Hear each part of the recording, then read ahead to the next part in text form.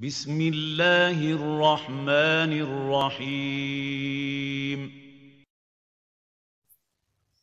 سنہری کرنیں، مسلم خواتین کی اعلیٰ اقدار کے روشن تذکرے۔ عبد المالک مجاہد۔ 51واں موضوع، جب سردار تابعین کی بیٹی بیاہی گئی۔ امیر المؤمنین عبد الملک بن مروان نے مشہور تابعی بزرگ اور مسجد نبوی کے امام سعید بن مسیب رحمۃ اللہ علیہ کے پاس اپنا ایک ایلچی بھیجا۔ اس نے آ کر عرض کی کہ خلیفۃ المسلمین کی خواہش ہے کہ آپ اپنی بیٹی کی شادی ولی عہد ولید بن عبد الملک سے کر دیں۔ میں ان کی جانب سے پیغام نکاح لے کر حاضر ہوا ہوں۔ امام سعید بن مسیب کی صاحبزادی بہت خوبصورت اور سیرت و کردار میں یکتا تھی، عالمہ اور فاضلہ تھی، کتاب اللہ اور حدیث رسول صلی اللہ علیہ وسلم کے علوم سے شغف رکھتی تھی۔ جب امیر المؤمنین عبد الملک کا ایلچی نکاح کا پیغام لے کر آیا تو امام سعید بن مسیب نے بلا تأمل انکار کر دیا۔ امیر المؤمنین کے نمائندے نے عرض کیا، آخر کیوں حضرت؟ سعید بن مسیب نے فرمایا، کیونکہ امیر المؤمنین کے صاحبزادے ولی عہد کی سیرت اور کردار انگشت نمائی کے قابل ہے۔ نمائندے نے عرض کی، کیا آپ عزت و شان، جاہ و منصب اور مال و دولت کا انکار کرتے ہیں، اور امیر المؤمنین کا مقام اور مرتبہ آپ کی نگاہ میں کوئی حیثیت نہیں رکھتا؟ سعید بن مسیب نے جواب دیا، جب ساری دنیا اللہ تعالیٰ کے نزدیک ایک مچھر کے پر کے برابر بھی نہیں ہے تو پھر امیر المؤمنین بھی اسی بے وقت دنیا کا ایک حصہ ہیں۔ نمائندے نے کہا، آپ کے بارے میں مجھے امیر المؤمنین کی ناراضگی کا ڈر ہے۔ سعید بن مسیب نے جواب دیا، سچے مومنوں کا ان کے دشمنوں سے دفاع اللہ تعالیٰ خود فرماتا ہے۔ سورۃ الحج آیت نمبر 38۔ یہ جواب سن کر امیر المؤمنین کا نمائندہ افسوس اور ندامت سے منہ لٹکائے واپس چلا گیا۔ امام سعید بن مسیب مسجد نبوی میں اپنے شاگردوں کو روزانہ عصر کی نماز کے بعد درس دیتے تھے۔ شاگردوں میں عبداللہ بن ابی وداع نامی ایک زاہد اور تقوی شعار نوجوان بھی شامل تھا۔ اتفاق سے وہ گزشتہ چند روز سے سبق میں حاضر نہ ہوا تھا۔ اس روز درس شروع ہوا تو امام سعید بن مسیب کی نظر اپنے شاگرد پر جا پڑی۔ پوچھا، تم گزشتہ کئی روز سے درس میں نہیں آئے، کہاں غائب تھے؟ عبداللہ نے عرض کی، حضرت میری اہلیہ کا انتقال ہو گیا تھا اور میں گھر میں مصروف رہا۔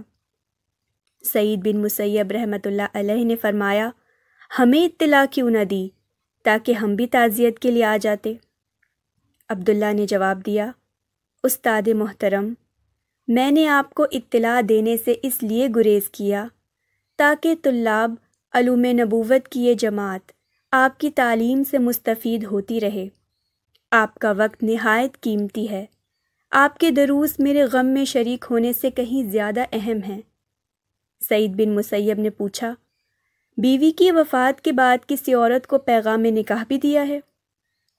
عبداللہ نے عرض کی، اللہ آپ پر رحم کرے، بھلا کون اب مجھ سے شادی کرے گا، کیونکہ میرے پاس چند درہم سے زیادہ رقم نہیں۔ سعید بن مسیب نے کہا، اگر میں اپنی صاحبزادی تمہاری زوجیت میں دے دوں تو تمہیں قبول ہے؟ عبداللہ نے مارے حیرت اور تعجب سے نگاہیں جھکا دیں، یہ میں کیا سن رہا ہوں؟ امام سعید بن مسیب کی دامادی کا شرف؟ اسے اعتبار نہ آیا۔ استاد نے دوبارہ پوچھا تو شاگرد رشید نے اس بات میں سر ہلایا۔ عبداللہ بن ابی وداع بیان کرتے ہیں کہ اللہ کی قسم مجھے اپنے استاد محترم کی باتوں پر یقین نہ آیا، مگر اچانک انہوں نے لوگوں کو اپنی طرف متوجہ کیا۔ وہ مسجد نبوی تھی، انہوں نے میرے ہاتھ پر اپنا ہاتھ رکھا اور نکاح کا اعلان کیا، پھر میرے ساتھ اپنی بیٹی کا نکاح کر دیا۔ اگلے روز وہ اپنی صاحبزادی کو چھوڑنے خود گئے۔ جب عبداللہ بن ابی وداع نے دروازہ کھولا تو اس نے کہا، ایسی بھی کیا جلدی تھی استاد محترم جو اتنی تکلیف اٹھانے کی زحمت فرمائی؟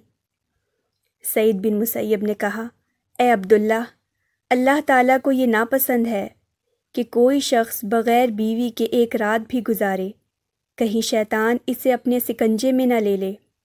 یہ اپنی بیوی لے جاؤ، اللہ تعالیٰ تیرے لیے اس میں برکت عطا فرمائے اور اس کے لیے تجھ میں برکت دے اور تم دونوں کو خیر اور بھلائی سے نوازے۔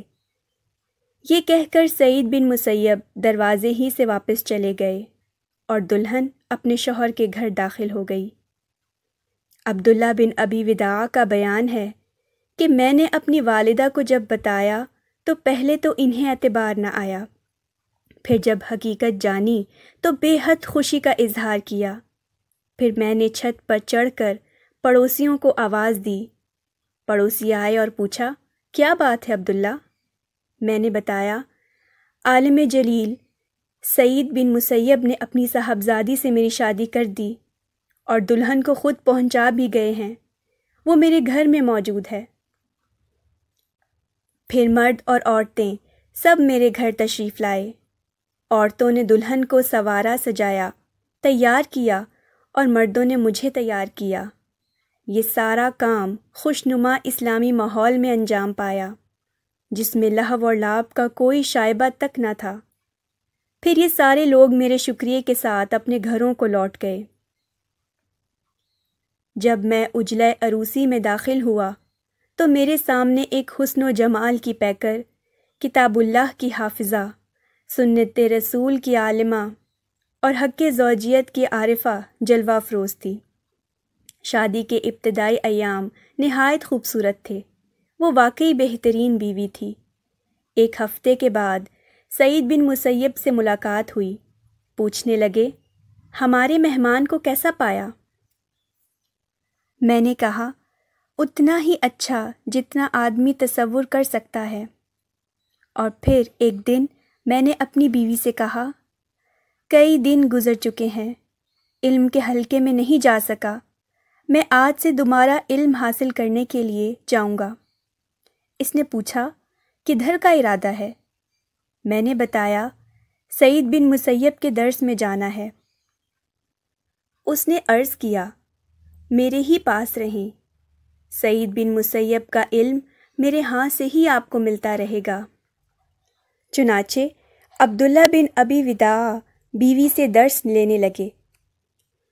کچھ دنوں کے بعد سعید بن مسیب جب ملاقات کے لیے تشریف لائے تو پوچھا، اے عبداللہ، درس میں آنے کا سلسلہ منقطع کیوں کر دیا؟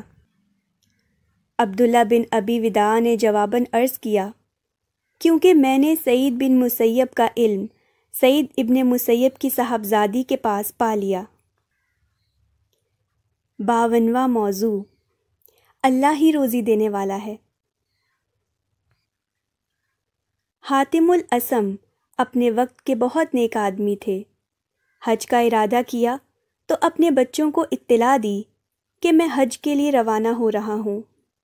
مالی حالات پہلے ہی گزارے لائق تھے، اب گھر کا واحد کمانے والا حج کے لیے جا رہا تھا تو سوال یہ تھا کہ ان کا کون والی وارث ہوگا اور گھریلو اخراجات کیسے پورے ہوں گے۔ بچوں نے عرض کی، ابا جان، آپ حج پر جا رہے ہیں مگر ہمیں کس کے سپرد کر کے جائیں گے؟ اس سے پہلے کہ حاتم انہیں کوئی جواب دیتے، ان کی ایک ننھی بیٹی پکار اٹھی، بھائیو، تمہارے رزق کا ذمہ دار تمہارا والد نہیں بلکہ تمہارا رب ہے، وہ تمہیں کبھی ضائع نہیں کرے گا، کیونکہ ہمارے والد محترم ہمیں اللہ کے سپرد کر کے جا رہے ہیں۔ حاتم الاسم حج کے لیے روانہ ہو گئے۔ کچھ دنوں کے بعد گھر میں خوراک ختم ہو گئی اور بچوں نے رات فاقے کی حالت میں گزاری۔ اگلے دن اتفاق ایسا ہوا کہ حاکم وقت کسی لڑائی سے واپس آ رہا تھا۔ حاتم کے گھر کے قریب سے گزرا تو اسے پیاس محسوس ہوئی۔ اس نے ساتھیوں سے پانی مانگا۔ حاتم کا گھر قریب تھا۔ انہوں نے اس کا دروازہ کھٹکھٹایا اور پانی مانگا۔ بچوں نے فوراً پانی مہیا کر دیا۔ حاکم نے پانی پینے کے بعد پوچھا، یہ گھر کس کا ہے؟ بتایا گیا کہ حاتم الاسم کا ہے۔ اس نے دراہم سے بھری ہوئی ایک تھیلی نکالی اور اسے حاتم کے گھر میں پھینک دیا۔ حاکم نے اپنے ساتھیوں سے کہا، جو بھی مجھ سے محبت کرتا ہے اسے چاہیے کہ وہ میری اقتداء میں درہم اور دینار اس گھر میں پھینکے۔ اب جتنے بھی ہمراہی تھے انہوں نے اپنی اپنی توفیق کے مطابق اس گھر میں درہم و دینار پھینکنے شروع کر دیے۔ چند منٹوں میں دولت کی بارش شروع ہو گئی۔ اہل خانہ نے جب اس دولت کو دیکھا تو نہایت خوش ہوئے کہ کہاں فقر و فاقہ اور کہاں درہم و دینار کی بارش۔ ادھر حاتم کی بیٹی نے یہ منظر دیکھ کر رونا شروع کر دیا۔ گھر والوں نے اسے ڈانٹا کہ ہمارے گھر میں رحمت کے خزانے کھلے ہیں اور تم رو رہی ہو۔ لڑکی نے جواب دیا، اللہ کی مخلوق میں سے ایک فرد کی ہم پر نظر کرم ہوئی ہے اور ہم چند منٹوں میں مالا مال ہو گئے۔ اگر اس مخلوق کے خالق کی ہم پر نظر کرم ہو جائے تو پھر ہماری تونگری کی کیا حالت ہوگی؟ واضح رہے کہ حج پر جاتے وقت بچوں کو خرچ دے کر جانا ضروری ہے، مگر یہ پرانے بزرگ اللہ سے اپنے مضبوط تعلق اور اس کی ذات پر اپنے بھرپور اعتماد کے باعث کبھی اپنے اہل و عیال کو اللہ کے سپرد کر کے چلے جاتے تھے۔